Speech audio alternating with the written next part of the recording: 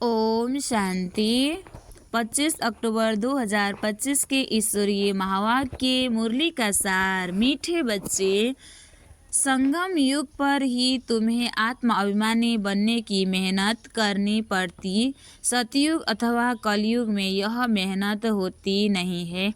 मीठे बच्चे, संगम युग पर ही तुम्हें आत्म अभिमानी बनने की मेहनत करनी पड़ती। सतयुग अथवा कलयुग में यह मेहनत होती नहीं है। प्रश्न: श्री कृष्ण का नाम उनके माँ बाप से भी अधिक बाला है, क्यों? श्री कृष्ण का नाम उनके माँ बाप से भी अधिक बाला है, क्यों? उत्तर में बाबा कहते हैं, क्योंकि श्री कृष्ण से पहले जिनका भी जन्म होता है वे जन्म योग बल से नहीं होता। श्री कृष्ण के माँ बाप ने कोई योग बल से जन्म नहीं लिया है। दूसरा, पूरे कर्मातीत अवस्था वाले राधे कृष्ण ही है, वही सद्गति को पाते हैं। जब सब पाप आत्माएं खत्म हो जाती है तब गुलाम नई दुनिया में श्री कृष्ण का जन्म होता है, उसे ही वैकुंठ कहा जाता है। 3 संगम पर श्री कृष्ण की आत्मा ने सबसे अधिक पुरुषार्थ किया है, इसलिए उनका नाम बाला है। अच्छा, मीठे मीठे सिखलदे बच्चों प्रति माता पिता बाप दादा का याद प्यार और गुड मॉर्निंग। रूहानी बाप की रूहानी बच्चों को नमस्ते। हम रूहानी बच्चों की भी रूहानी बाप दादा को याद प्यार और गुड मॉर्निंग। नमस्ते बाप दादा, नमस्ते नमस्ते नमस्ते। धारणा के लिए मुख्य सार 1 नंबर, बुद्धि को पवित्र बनाने के लिए यात्रा में मस्त रहना है। कर्म करते भी एक मासूक याद रहे, तब विक्रमाजीत बनेंगे। बुद्धि को पवित्र बनाने के लिए याद की यात्रा में मस्त रहना है। कर्म करते भी एक मासूक को याद रहे, तब विक्रमाजीत बनेंगे। दूसरा, इस छोटे से युग में मनुष्य से देवता बनने की मेहनत करनी है। अच्छे कर्मों के अनुसार अच्छे संस्कार को धारण कर अच्छे कुल में जाना है। आज बाबा ने वरदान दिया है, अपनी रूहानी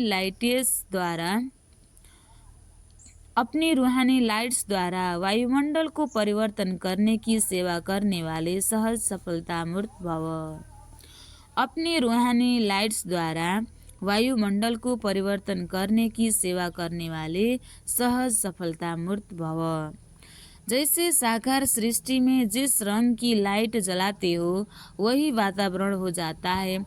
अगर हरी लाइट होती है तो चारों ओर वही प्रकाश छा जाता है। लाल लाइट जलाते हो तो याद का वायुमंडल बन जाता है। जब स्थूल लाइट वायुमंडल को परिवर्तन कर देती है तो आप लाइट हाउस भी पवित्रता की लाइट व सुख की लाइट से वायुमंडल परिवर्तन करने की सेवा करो तो सफलता मूर्त बन जाएंगे। स्थूल लाइट आँखों से देखते हैं, रूहानी लाइट अनुभव से जानेंगे। स्लोगन: व्यर्थ बातों में समय और संकल्प गंवाना यह भी अपवित्रता है। व्यर्थ बातों में समय और संकल्प गंवाना यह भी अपवित्रता है। अव्यक्त इशारे: स्वयं और सर्व के प्रति मनसा द्वारा योग की शक्तियों का प्रयोग करो। कोई भी खजाना कम खर्च करके अधिक प्राप्ति कर लेना, यही योग का प्रयोग है। मेहनत कम, सफलता ज्यादा। इस विधि से प्रयोग करो। जैसे समय व संकल्प श्रेष्ठ खजाने हैं, तो संकल्प कम से कम खर्च हो लेकिन प्राप्ति ज्यादा हो।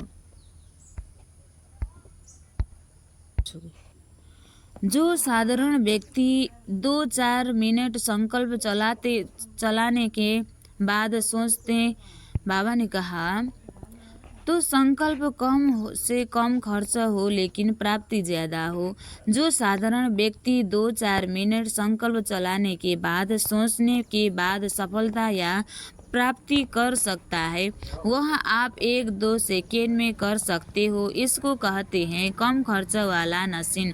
खर्च कम करो लेकिन प्राप्ति 100 गुना हो। इससे समय की व संकल्प की जो बचत होगी वह औरों की सेवा में लगा सकेंगे, दान पुण्य कर सकेंगे। यही योग का प्रयोग है। अच्छा, ओम शांति।